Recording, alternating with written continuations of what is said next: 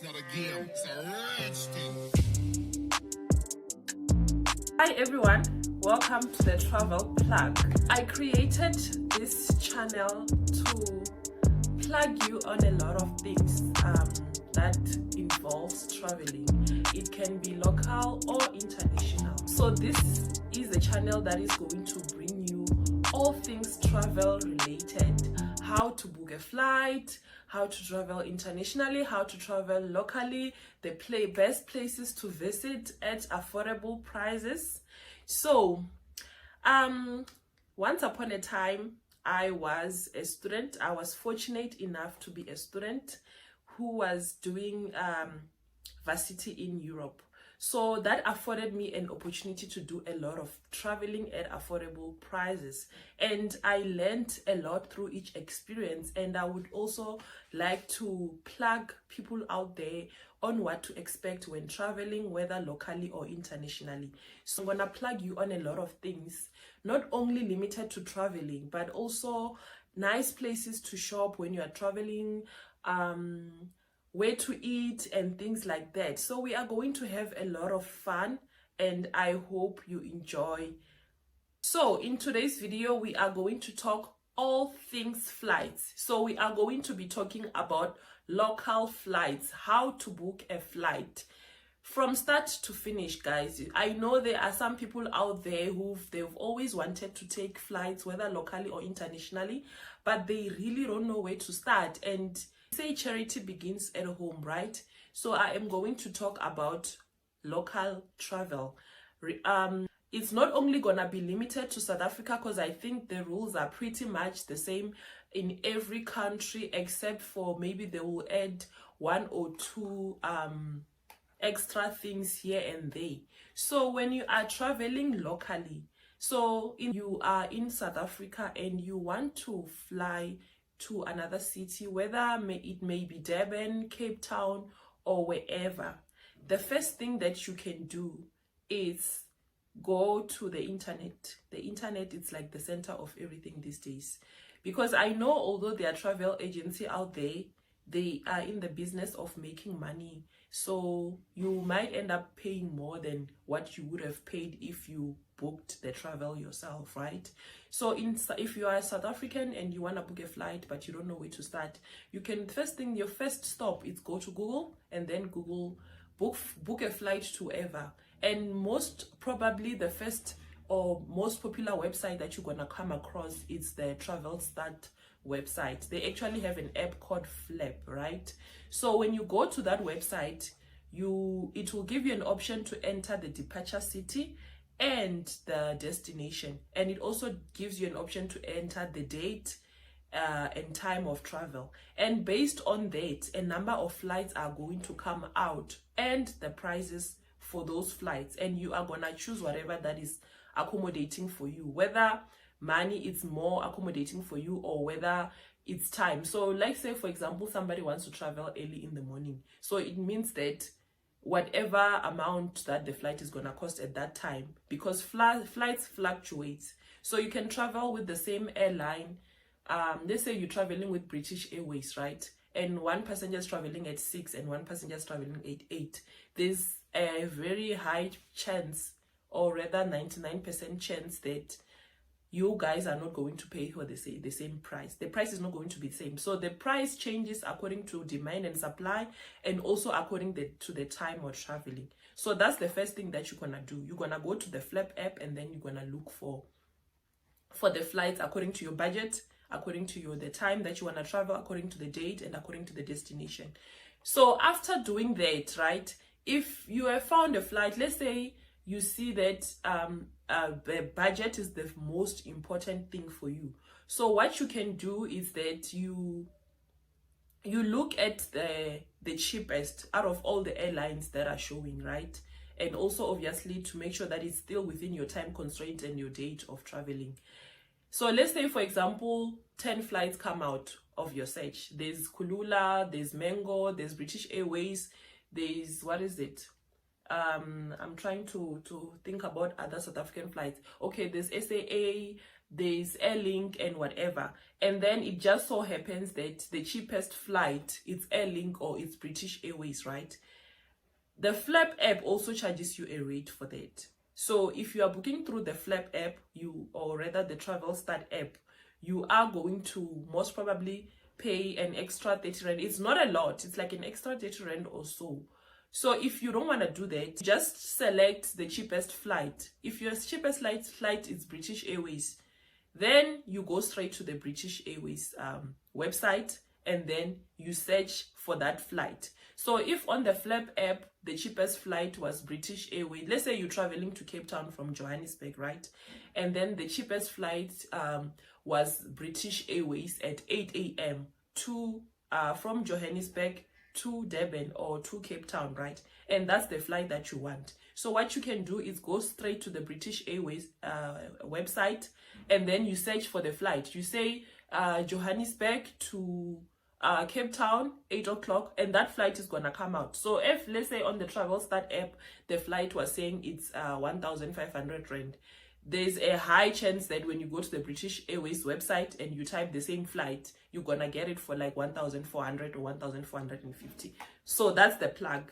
I'm sure the owner of the app or the people who are running this kind of thingy, they're not gonna be happy with that plug, but that's another way of doing it, that you can do it that way. So we have talked about how to go about booking a flight, right? And then you're gonna need to use your credit card. Whether you use the Travelstart website or whether you use the British Airways website, you're gonna need to use a credit card to pay for that flight. If for my people who don't like the internet and you don't want to use the internet and you don't trust the internet with your card, bank details and things like that, you can also do it via you can go to Checkers, I think ShopRite as well. And yeah, I don't know where else, but then you can go to one of those retailers and you can purchase your purchase your tickets there. So you can, and there's also a catch. When you purchase your tickets there as well, because it's not directly to the airline, you are still going to pay a little bit extra. It's not too much. Maybe it might be like a 30 rand or a 40 rand, but it's still a little bit extra than if you are booking directly from the owner of the airline. So the next thing, let's talk about the day of your trip has arrived and it's your first time, you are moved from Johannesburg. The trip has arrived and you are supposed to be traveling from Johannesburg to Cape Town. What should you know? The first thing that you should know is that not the check-in gate, right? The boarding gate closes 45 minutes before the flight. So what this actually means is that you have to be at the airport at least 90 minutes before your flight, so that if you have not checked in online, you still have time to stand in the queue to check in, so that by the time you get to the boarding gate, it's already that 45 minutes. You're still covered when it comes to the time, right? So there's an option for you to check in online. So the check-in online opens 24 hours before your flight. So you can just go online and you enter your details that are on the ticket. And those, so if it's British Airways, you go to the British Airways website. If it's Airlink, you go to the Airlink website. If it's SAA, you go to SAA website. If it's FlySafair, you go to the FlySafair website. You enter your details, and then it's gonna tell you that check-in for this flight is now open, right? And then that's when you start with the check-in process. It will guide you through, right?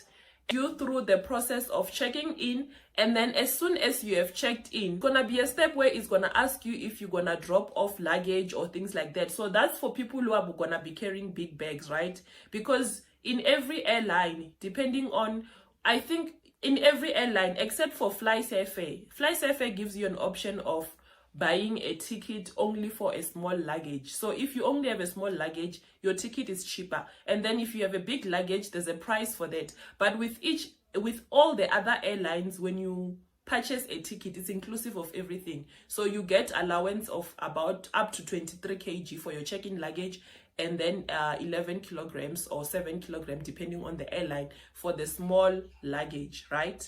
So if you are going to have a big bag, you can still check in online, but then when you get to the airport, you're gonna have to drop it off at the counter. So when you get to the airport, this is what you're gonna do. You are at the airport, it's 90 minutes before your flight, right?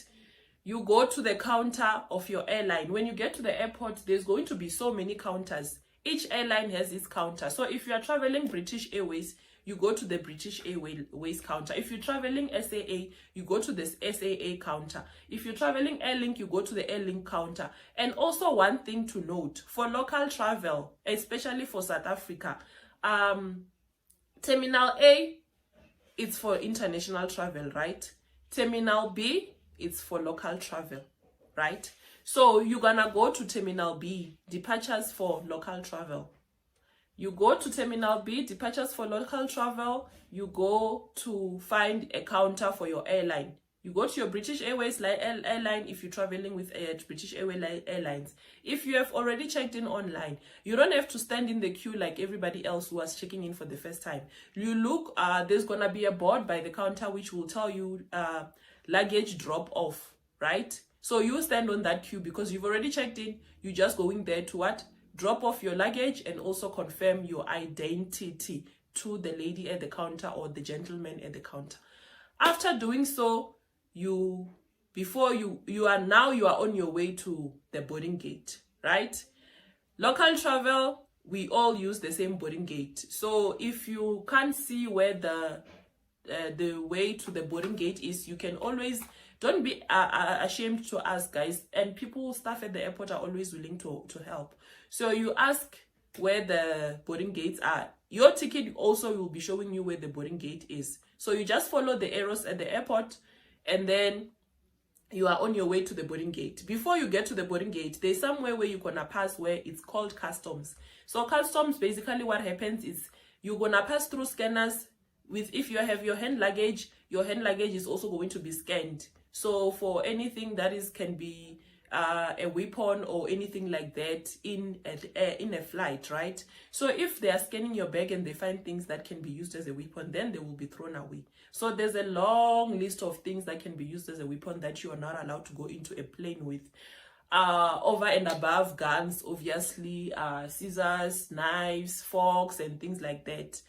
So I think when it comes to those kind of things, it's something that you can also look up on Google, what not to bring into an airline, right?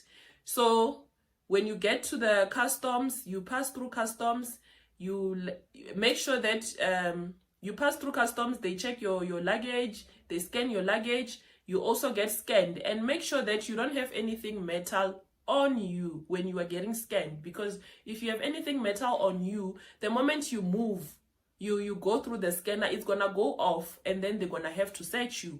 So after you have gone through that process of getting scanned and your bags getting scanned, now you are on your way to the boarding gate. You just need to look at your ticket. It's gonna tell you whether your boarding gate is A1, B1, E1 or whatever. You just follow the ticket. You go there, you wait by the boarding gate until the gate is open. Then you go in with your ticket, your flight ticket, your ID, your identity document. You scan both, they scan those, you are on your way to your airline, you get into the flight, right? So for my first timers, now you are inside a flight. What I can tell you is that it's not as scary as people make it seem to be. You just make sure that you relax and you enjoy the ride, because it's a very beautiful ride.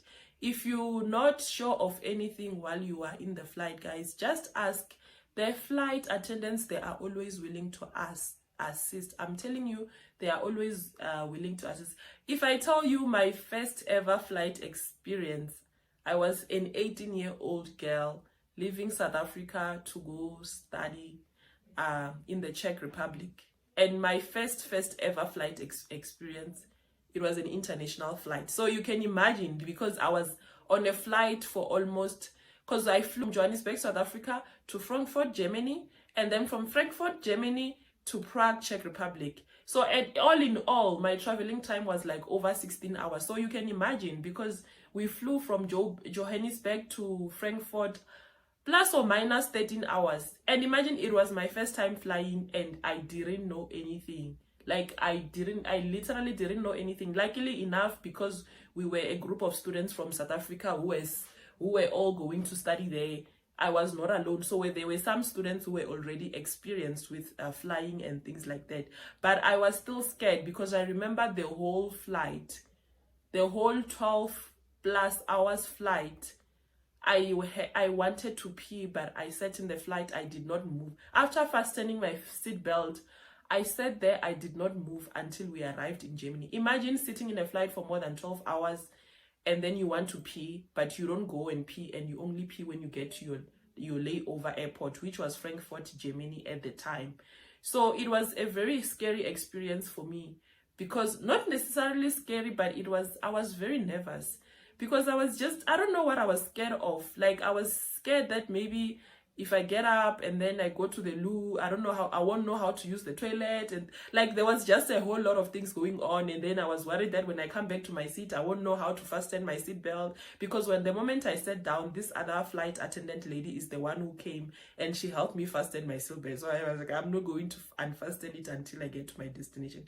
So guys, that's how it was for me. So it was not a not so nice experience. I was just nervous. So I know there are a lot of people out there who they're gonna have their first flight experience anytime from now, and maybe someone will come across this video and it will be very helpful. So just enjoy the ride, guys. Just enjoy the ride. So in my next video, I am going to be talking to you about international travel. Hope this video was very helpful for you. Feel free to ask any questions. Leave questions in the comment box. I'm more than willing to help. I hope we have fun together in this channel. Enjoy the rest of your day. Don't forget to like, comment, and subscribe. Ciao.